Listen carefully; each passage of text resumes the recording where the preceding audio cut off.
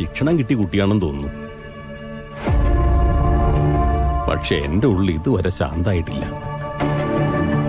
ഇത്രയും നേരം നടന്ന പൂജകളില് അനുകൂലമായ ഒരു ലക്ഷണവും കണ്ടിട്ടില്ല. തിരുമേനി എല്ലാം മംഗളമാകുന്നു കരുതുക. എന്തെങ്കിലും അശുഭം സംഭവിച്ച വളരെ ചെറിയൊരു പെൺകുട്ടിയല്ലേ, അത് ഓർക്കുമ്പോഴൊരു സങ്കടം.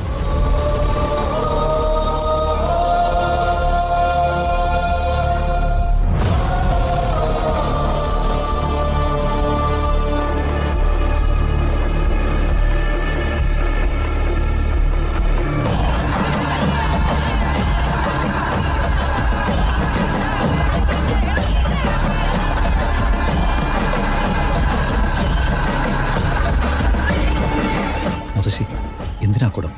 നാഗക്കളം വരച്ചു തീരുമ്പോ അത് കാണാൻ ദേവനാഗം പുറത്തിറങ്ങും. ദേവനാഗം പുറത്തിറങ്ങി കളം നിരീക്ഷിച്ചതിന് ശേഷം ചെമ്പുകുടത്തിനകത്തേക്ക് കയറിയ എല്ലാം ശുഭമായി എന്നാ വിശ്വാസം. അതല്ല കളം വരയ്ക്കുന്നതിലോ ചടങ്ങുകളിലോ എന്തെങ്കിലും വീഴ്ച സംഭവിച്ചിട്ടുണ്ടെങ്കിൽ കളം വരച്ചയാൾക്ക് സർപ്പദംശനം ഏൽക്കും.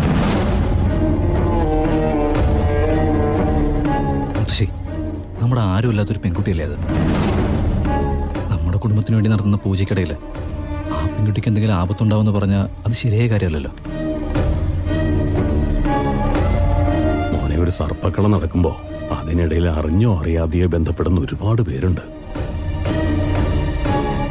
അതിപ്പോ നാഗത്തറയിൽ വിതറാനുള്ള മഞ്ഞൾ അരയ്ക്കുന്നവര് മുതല് സർപ്പക്കളത്തിൽ തുള്ളാൻ പോകുന്ന ബാലികമാരടക്കം എല്ലാവരും ഈ പൂജയുടെ ഭാഗം. പക്ഷേ അതിലേറ്റവും പരമപ്രധാനമായത് ഈ കളം വരയ്ക്കുന്ന പെൺകുട്ടിയാണ്. എനിക്കിതിന്റെ ഡീറ്റെയിൽസ് ഒന്നും അറിയില്ല. പക്ഷെ ഒരു കാരണവശാലും ഒരാളുടെ ലൈഫിന് ആപത്തുണ്ടാവരുത്. ഈ തറയിലേക്ക് എത്തിക്കഴിഞ്ഞാൽ ഒന്നും നമ്മുടെ തീരുമാനമല്ല. ദേവതകൾ തീരുമാനിക്കുന്നു, നമ്മൾ കാണികളാവുന്നു, അത്രയേ ഉള്ളൂ.